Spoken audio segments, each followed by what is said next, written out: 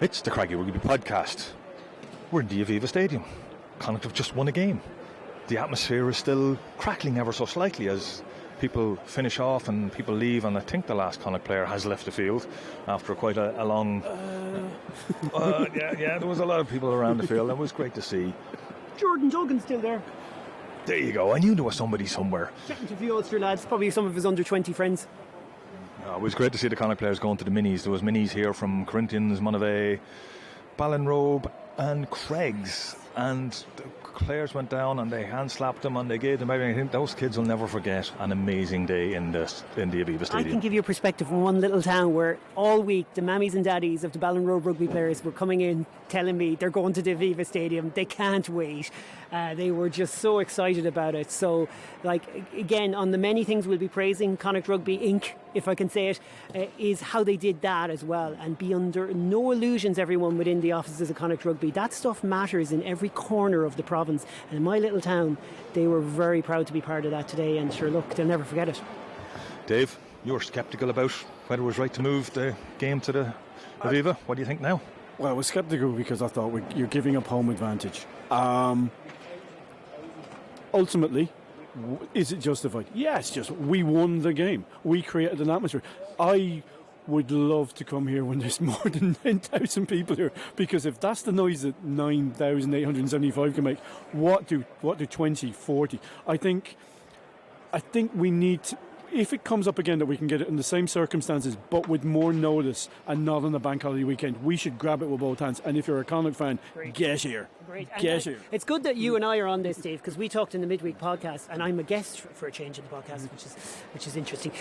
But like, it's good that we're on here because both of us were like, 10,000, I'm not so sure, and we were wondering if that was enough for it. And look, if we lost 20,000 and we lose, it's still a good decision to come here. 10,000 and we lose, maybe you can make a case for it not.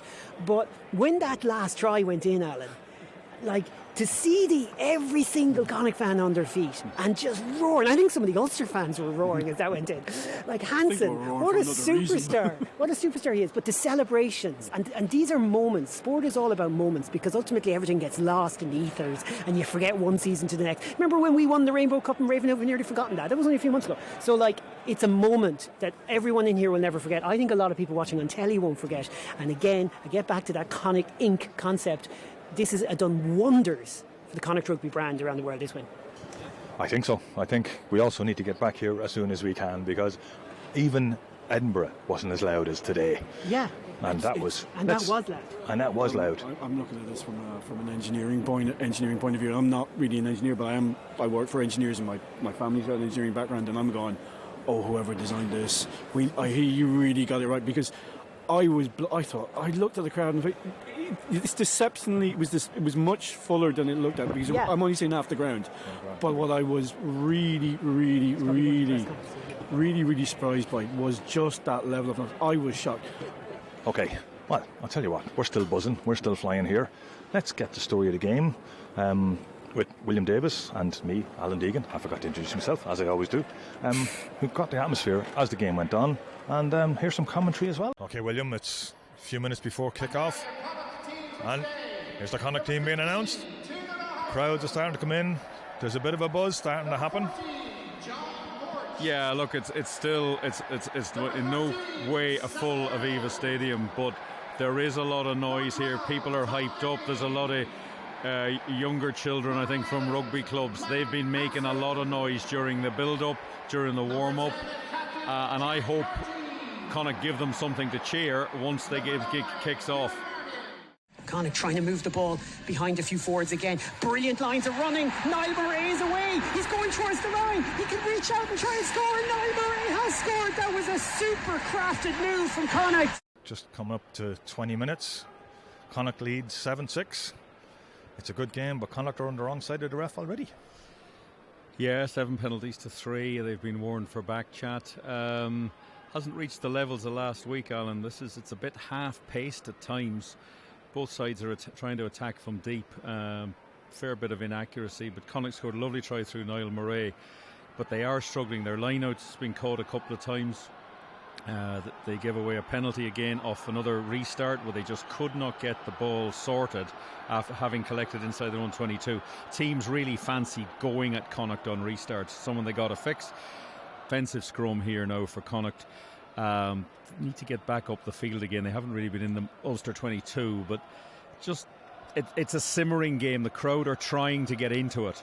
Hopefully it picks up a little bit here in the second part of the first half. Ulster ball inside their own half the field. They're a bit slow in possession. They've thrown it to Mack Hansen. An interception. Hansen's pace should be enough. He's going for the line. He scores. Connacht's second try of the game. What a giveaway from Ulster. What a moment in the contest. Billy Burns has made a huge mistake, and Mack Hansen has once again pounced. Well, that was an exciting 20 minutes.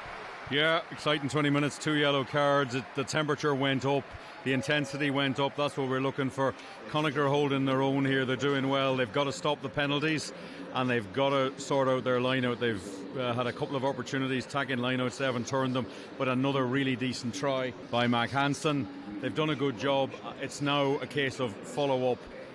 They're going to have a slight advantage for about 3 or 4 minutes in the second half because of the yellow cards, the way they fell. So they're going to come out wound up, Ulster. Connacht have got to be ready for them, but they've done well there. They upped the pace and they upped the accuracy. Connacht get a steady scrum at the base, popping away. Jared Butler in the number 8 position gives it to Marmion. Lots of switch moves that come to Hansen off the hands of Carty. Here comes a chance for Conor Fitzgerald. Gets it out to Porch, goes around the stand, scores in the corner. That's an outstanding try off the back of a scrum. Connacht 22, Ulster 6.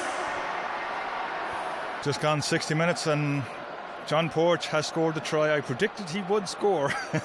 And Connacht are well on top. Yeah, they are now. It's been a very scrappy second half. A lot of substitutions on both sides. I think both benches completely cleared. That's made it a little bit messy and inconsistent, but that's the try. Ulster haven't offered a lot, but they were still there at 17-6. The crowd have really got into this since it's half-time. It's got dark.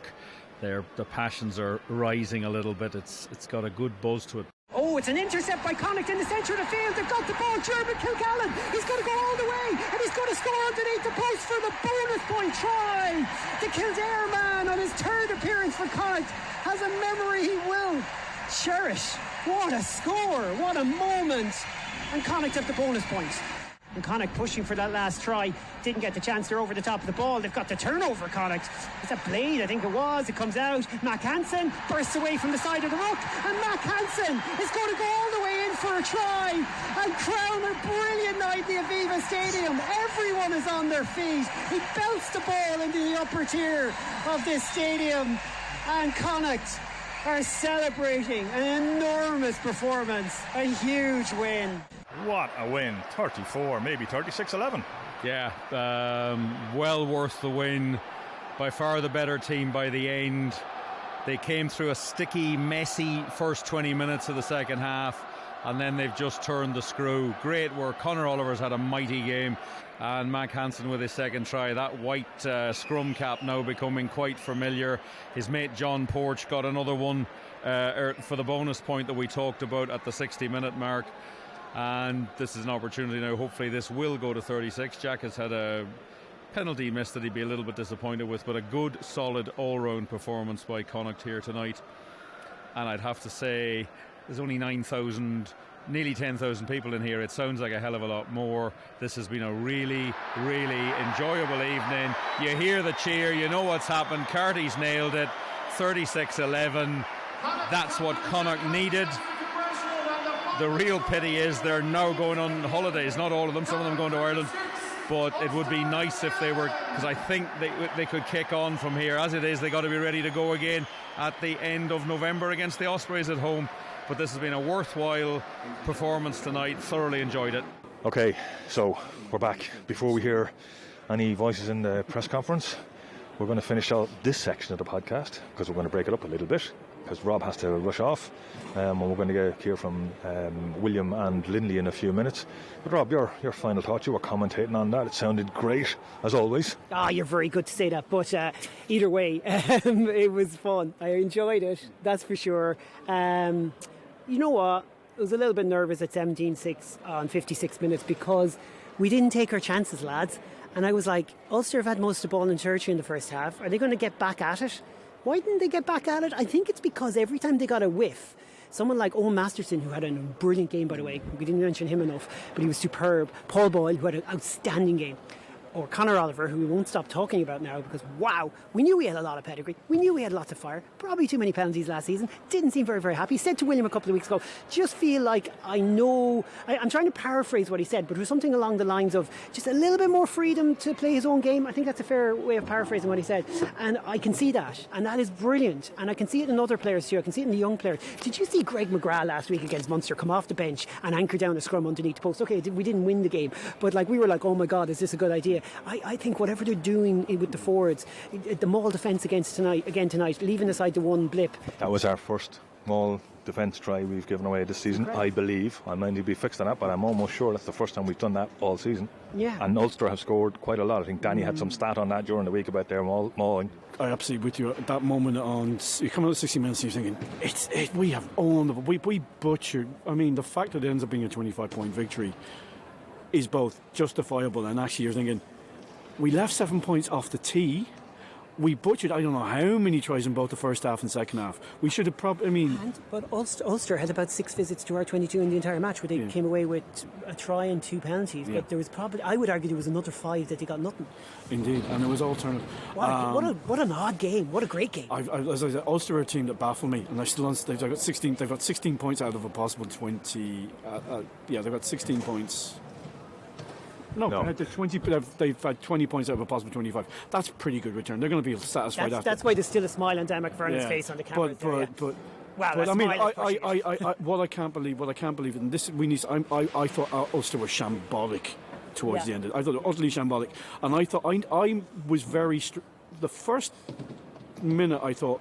This is a bit strange from Ulster. It was. They have a very good under-20 winger, Ben Moxham, on the bench. Wing, it's where he plays. He couldn't possibly play fullback. I was surprised it wasn't Ethan McElroy who was down, because Ethan McElroy had been out-sprinted for the kick, the 50-20, and Porch had caught up with him. And I knew McElroy appeared to be limping. And then Gilroy goes off and they bring on Michael Larry, who is a fullback possibly. He's not a winger. And he missed a tackle, didn't he, for one of the tries. Come here, can we finish this before we go down to... Sorry, Alan, I'm taking over. No. That's what I do. I don't know how to be a guest. But before we go down to the gang, like, I just want to ask you, and I ask you, Alan, like, Jeremy Kilgallen, that pass he gave out to Hansen at one stage, his intercept try, have we just got another back coming through now that we just like to see more? Like, even when you think Peter Sullivan, Alex Wootton, they're not in the squad at the moment, and there are times when they've blown our mind. Conor Fitzgerald coming from fullback. You know, all right, a few things didn't go right from but he's so lively and so creative, and he got the assist. And, I've so many just thoughts in my head right now, because John Porch's step and acceleration through the tiniest of gaps between him and the touchline and the player. So many good things, but Kilgallen, wow. Yeah, just goes to show that the academy's working. The academy's working very well in Connacht. We don't have as many players as the other provinces, but the ones we do have, we're doing a pretty good job with, because you've got Oisin Dowling coming off the bench. And having another major impact on the game. He's one of my favourite players out there at the moment. There's a real dog about him. His line-out defence is incredible. Dave, what do you think of Sammy Arnold? Because, like... Sammy was intense. I think Sammy was very angry last year, and he wasn't always channeling it in the right way. I think there is as I said to you guys, I'm going to say, there is a story about Sammy Arnold and what has happened to him in the other provinces that I'd love to know about, and we don't know it. I'd love to sit down with him, possibly over a pint, if it ever is allowed to happen. Off the record. Maybe we could give it to our executive. Sammy, remember, it's not just the other provinces. He also left Harlequins because they wanted him to be a scrum half, and he didn't want to be a scrum half, which is why he ended up in Ulster. If you're listening, give me a call, pints, we'll sit down, and it will be completely between the two of us. But I think it's a great story. But there were times last year when the anger and his, I've got a point to prove it, sometimes overboiled. Tonight it was channeled aggression in the right way. He was up against Stu McCluskey. Now, Stu McCluskey is a very big man who runs very hard, very quickly at you. I wouldn't want to face him. And the two boys, Tom and Sammy, and Jack as well, stood up to Stu, and eventually they nullified it, because suddenly also going, hold on, this is our one thing that we do, we can't do it. Oh God, we've got to go back to the forwards. And the forwards, that's the worst the forwards have played this season. I've seen them the last 4 times. That's the worst they've played, but they weren't let. I was about to say the reason that they weren't any good is because our forwards, our front five, I know the back row we've mentioned, but all our whole front five were excellent tonight, and we really have something special in that pack. Because I wanted one last thing to say that I've just remembered Niall Murray's first half try. Wow. Exactly. Also, Okay. By the way, Niall, if you're kicking, to the wings. To the wings, not. Exactly. Okay, let's hear what was said at the press conference. Played 2-1-2 at the Aviva against Ulster. How is the celebrations going in the dressing room? Listen, the blokes are happy. We needed that. You know,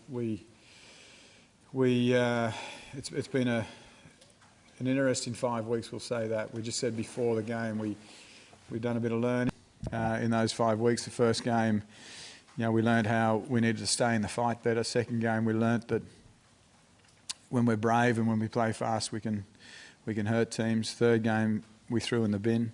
Fourth game, we learnt that if we're better at our own stuff, we can beat some of the best teams in Europe. And then it came down to this game where we said, well, let's try and put that together. So the blokes, we weren't perfect tonight either, let me tell you, but to have a scoreline like that against an Ulster team that was yet to be defeated before tonight is pretty pleasing. Looking at last week was a very difficult night. There was a lot of controversy about it, but there was a grim determination about Connacht today. They hit the ground running, and you were pretty much in charge right through, but it still took the last 20 minutes to put it to bed. Yeah, and that may be the way it goes for us. Like, you know, our style is a style that possibly will just wear teams down in the last 15, 20 minutes, and that's maybe when the floodgates open. I'm not sure yet, and none of us are sure, to be honest with you, because we're still flirting with it. But what was pleasing was I thought that at half-time we were frustrated because we'd given away 11 penalties and we'd given so many pressure releases. We couldn't look after the footy, yet we were still 17-6 up. So, and we just said, listen, if we can keep the pressure on, the floodgates will open. And I thought the way we started that second half, 22 minutes into the second half, we hadn't given away a penalty. We'd scored 2 more tries. We got a little bit loose in that last probably 15, 20 minutes. But then to finish with Mack scoring his second, that was a nice way to top it off. Conor Oliver was man of the match. He's probably, in my view, the most improved player that I've seen in a Connacht jersey this season. He was particularly effective today. He seems to have grown into his role, having maybe struggled a little bit last season. He was brilliant. I actually said at half-time, I actually singled him out. I said, fellas, if we've got 14 more Conor Olivers, we win this game of football. Because he was just everywhere. And everything he does with such intent and such desire and such energy and effectiveness. So, yeah, I thought he was brilliant, but he had a few blokes that sort of followed him certainly in that second half. Yeah, it's great seeing him do that because, you know, when we picked him up from Munster, you know, I think he was still trying to find his form and try and find what he was about. But you watch him this year and he's got real belief and he's dragging blokes with him, which is good. I'm just wondering now, you have this break. I think, would you prefer to be playing again now next week? Would that suit better? We probably need the break, William. And I'm actually quite comfy with the fact that you know, these blokes will come back and we'll be okay again. It's a massive block, this next block though. We start with the Ospreys and then we head into Leinster and Europe and so on and so forth. So it's going to be a full-on block. So I actually think if we were playing next week, I'd be sweet, but we're not. So as I said to the blokes in there, go and enjoy a break. Come back. We've got a decent 4-week block or 3-week block just to cement the learnings that we've had. There's nothing new coming from Connacht. There's just us being better at what we do, and hopefully we'll see that in the next block. Mack, you're scoring tries for fun too again this evening. You must be enjoying it, in Galway, but also in the jersey. Yeah, well, you know, being on the wing, it's ideal to score tries. So the guys inside me are just creating the space for me, and yeah, it's nice just finishing off a couple of tries.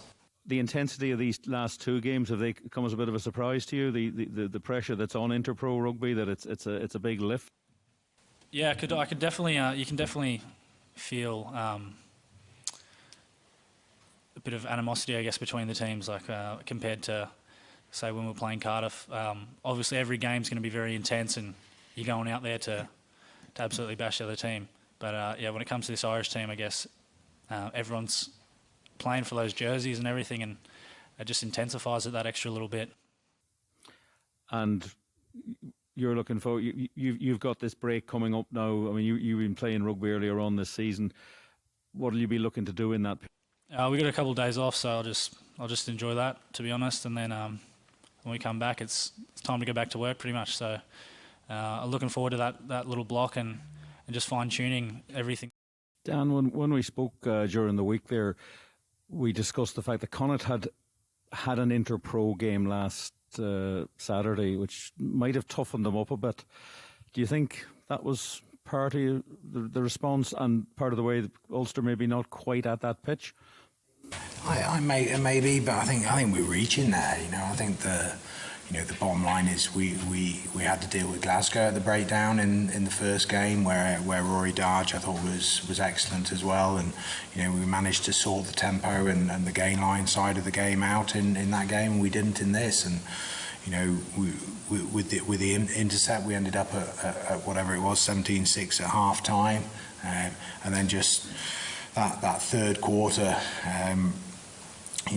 We simply didn't get a chance to put it right in there because we made errors as soon as we had the chance to flip the field and allow them straight back into the game, and sooner or later, when you're defending in your third, a side like Connacht will end up scoring against you. And as I say, 2 intercepts and the final try, which the breakout was. It sort of put the nail in the coffin for us. You're going into a break now on 4-1. It's still a good place to be, at this stage of the season. I know tonight won't be part of that, but there's 4 solid performances there, and there's much to build on. I suppose you could argue that in chunks of those games we showed the kind of ability to turn the ball over when we have it in attack that cost us tonight. Connacht were more ruthless in exploiting that, to go.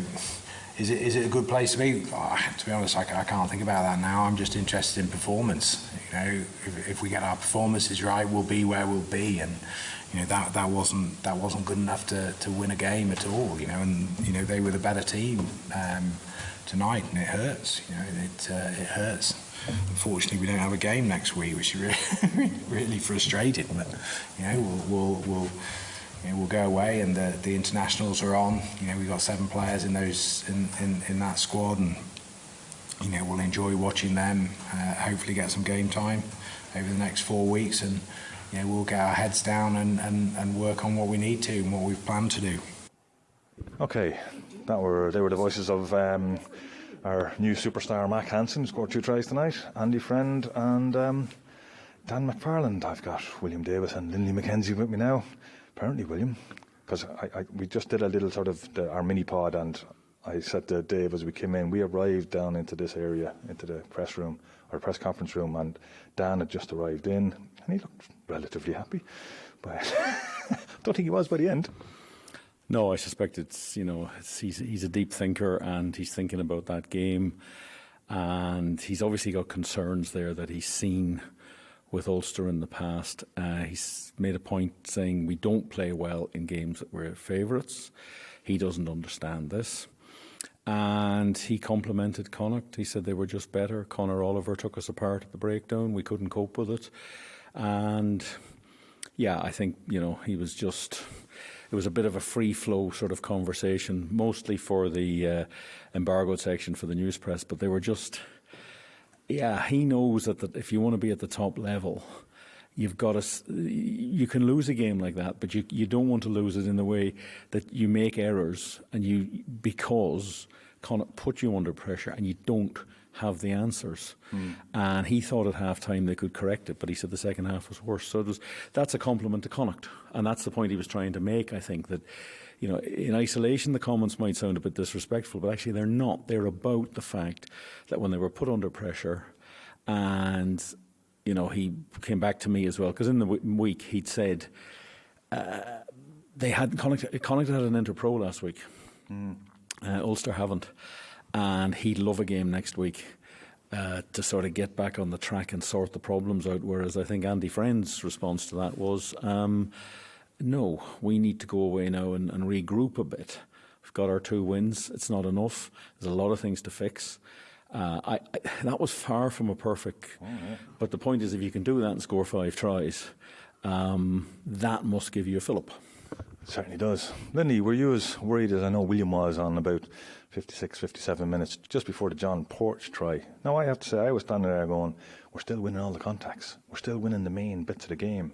And we'd heard so much about Nathan Doak during the week, but I didn't see him as a threat, which I think was part of why Conor Oliver was able to do so much, because there was no threat at 9. Were you as worried as William? I was more worried in the opening 25 minutes, quite frankly, because I thought Connacht were pretty poor in that opening 25 minutes, and it took them that amount of time, despite the fact that they did score at the opening try. I think it took them that amount of time to actually realise, hey, listen, fellas, we're actually not too bad here. We're not doing too badly. And whatever as well was said at half-time, it certainly worked. I think once I don't really know. I can understand where Dan McFarland is coming from, because that's not really quite the response you would have expected, particularly in the second half. They almost collapsed in the second half. And it's not the response you would expect from Ulster. I just think it was one of those games where Connacht, once they took that lead, they had that game by the throat. They really did own the Aviva Stadium. And I think with I'm sure that there was a lot of criticism earlier in the week about the move to the Aviva. You know, the only thing about that was you knew they were going to get more people than they'd be able to get in the sports ground. You know, you knew it was offering Connacht fans an experience to come to the Aviva that they might not otherwise. The big thing was that they were giving up that atmosphere at the sports ground. Well, just goes to show, doesn't it, that you can actually do your winning by playing well. And they really did, and I'm sure that was used as well. You know, let's give these Connacht fans who have come all the way up, you know, from Galway or wherever the rest of the province, Westport, Mayo, you know, let's give them something to cheer about for making this effort to come up. And they really did own it, and I think they just got better as the game went on. They just seemed to thrive, you know, as a team and gel, you know, and every time there was a turnover, the likes of Conor Oliver or whoever, they just seemed to thrive and actually get better for it. And the big thing about that is, you know, as always, you know, there's now 2 wins from 5. They needed it desperately. Maybe their need was more than maybe psychologically, no matter what Dan McFarland might say, you know, maybe his team did think that, hey, listen, we're going to the Aviva and we've got Connacht who have only won 1 match. I don't know what the psychology of, you know, their team. Obviously, Dan McFarland will have to analyse that as well. But at the end of the day, Connacht got got the win. They've got their 2 wins. They desperately needed it. Now they have a month to rest. And you know, most people would think that you should just get straight back on the horse and get out there while you've got that momentum.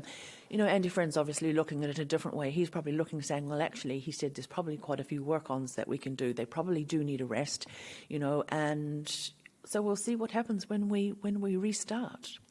We certainly will. And one of the things that also grew into the game and got better as it went on was the noise of the crowd. Because at the start you had all the minis from Ballinrobe and Craigs and Corinthians and Monavea, and you could hear them quite a lot, especially when Ulster came out and there was a group of them down at the Lansdowne Road end, and the kids gave them awful abuse. It was great fun listening to them, and they were very vocal at the start of the game, and the rest of the crowd were okay. But by the end, you couldn't hear the kids because the Connacht crowd had really lifted, and it just I don't think it was as loud as even Murrayfield, and we had a lot of people in Murrayfield. Maybe it's the acoustics of the stadium, as Dave said at one point. Okay, I'll tell you what. We're tired. We've a long way to go. William is driving.